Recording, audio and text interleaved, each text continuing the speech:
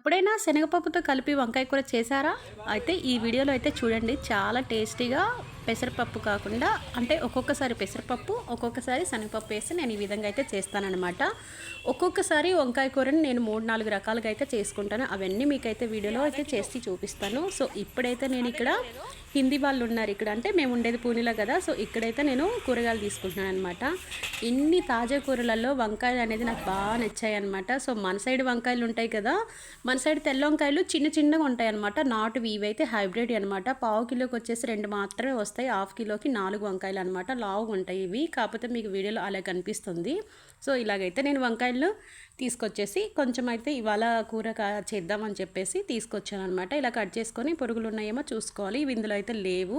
So వంకాయలు అయితే ఎక్కువ పురుగులు ఉంటాయి కాబట్టి చూసి కట్ చేసుకోండి మీరు.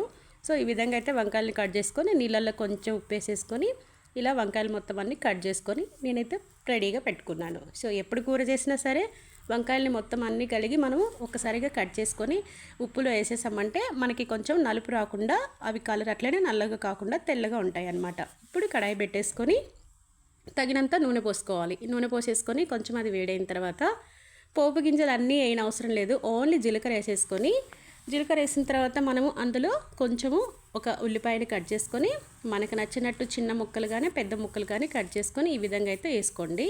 నేనైతే ఇలా వేస్తున్నాను. సో వంకాయ కూరకున్న టేస్ట్ అయితే ఎంత బాగుంటుంది కదా. నిజంగా నాకైతే చికెన్లు మటన్లు ఇలాంటివి ఏ పట్టవు కాబట్టి నాకు ఇలాంటి కూరలే నాకు అమృతంలాగా అనమాట. ఏ కూర చేసినా సరే నాకు చాలా ఇష్టం వెజిటబుల్స్ అంటే. సో వంకాయ కూర ఇంకా గోంగూర అంటే నా ఫేవరెట్. ఇంకా అన్నంలో అయితే పులిహోర అనమాట. సో ఇంక ఇప్పుడు వంకాయలను అయితే అన్నీ కట్ చేసుకొని నేను అక్కడ జీలకర్ర ఉల్లిపాయలు వేసేసుకొని అలాగే కొంచెం కరివేపాకు వేసేసాను. తర్వాత మనం కడిగి పెట్టుకున్నాం కదా వంకాయలన్నీ నానబెట్టేసుకొని శనగపప్పు ఇవన్నీ వేసేసుకొని మనం ఎప్పుడు వంకాయ కూర చేసినా కొంచెం ముందుగానే శనగపప్పు అనేది నానబెట్టుకోండి. ఇలా శనగపప్పు వేసి చేయండి, చాలా బాగుంటుంది. సో కానీ ఇక్కడ ఎందుకంటే నేను ఇలా ముక్కలు మన సైడ్ ఏంటంటే చిన్న చిన్న వంకాయలు ఉంటాయి కాబట్టి మనం నిలువుగా కట్ చేసుకుంటాము. వంకాయలు కొంచెం హైబ్రిడ్ దొరుకుతాయి. నల్ల వంకాయలు నేను బ్యాంగన్ భర్తా అని చేశాను, వీడియోలో మీరు చూడండి చేశానమాట. సో అలా లావు వంకాయలు నల్లగా ఉంటాయి, తెల్లగా ఉంటాయి అన్నమాట. ఇవేంటంటే కొంచెం హైబ్రిడ్ కాబట్టి అప్పుడప్పుడు నాటు వంకాయలు వస్తాయి అన్నమాట. సో ఎప్పుడు దొరికినా సరే తెల్ల వంకాయలు అయితే నేను కంపల్సరిగా తీసుకొని ఇలా అయితే చేస్తాను. ఎందుకంటే పెద్ద పెద్దగా ముక్కలు నిలువుగా కట్ చేస్తే మా పిల్లలు తినరనమాట. ఇలా చిన్న చిన్న ముక్కలు కట్ చేసుకున్నామంటే తొందరగా మగ్గిపోతుంది, చూడ్డానికి కూడా అంటే ముక్కలు ముక్కలుగా కాకుండా వాళ్ళు తీసి పడేస్తారు. వంకాయల ముక్కలు పెద్దగా ఉంటాయి, ఇలా చిన్నగా చేసామంటే బాగా సాఫ్ట్గా అయిపోయి కలిసిపోతుంది అనమాట. ఇది మనం శనగపప్పు వేస్తున్నాం కాబట్టి.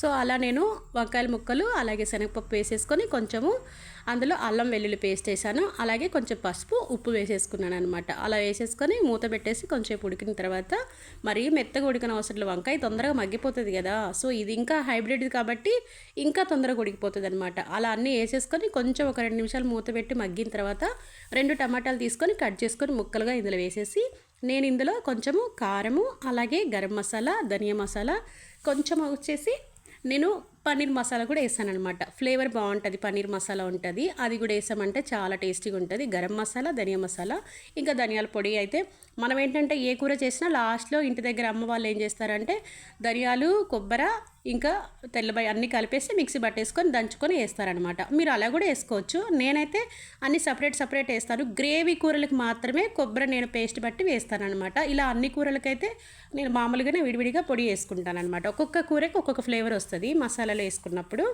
సో ఇట్లా అయితే వేసేసుకుని అంతా మగ్గిన తర్వాత కలుపుకుంటే మనకి కూర అనేది రెడీ అయిపోతుంది. సో దగ్గరే ఉండి కొంచెము మాడిపోకుండా ఒక 5 నిమిషాల్లో మనకి వంకాయ కూర చాలా తొందరగా అయిపోతుంది అనమాట. కానీ ఇలా శనగపప్పు వేసేసి మీరు వంకాయ కూర చేసి ఒకసారి చూడండి. జొన్న రొట్టె, సుజ్జ రొట్టె, రాగి రోటి, చపాతీ ఏది చేసుకున్నా సరే ఇలా వంకాయ కూర చేసుకొని రోటితో పాటు తింటుంటే అసలు ఎంత బాగుంటుందో తెలుసా. నిజంగా ఒక్కొక్కసారి అనిపిస్తుంది మనం ఇంత బాగా చేసుకొని వంటలు చేసుకొని తింటే ఇంకా బయట ఫుడ్కి అవసరమే లేదు. నిజంగా ఇలా చేసుకొని తినండి, చాలా బాగుంటుంది.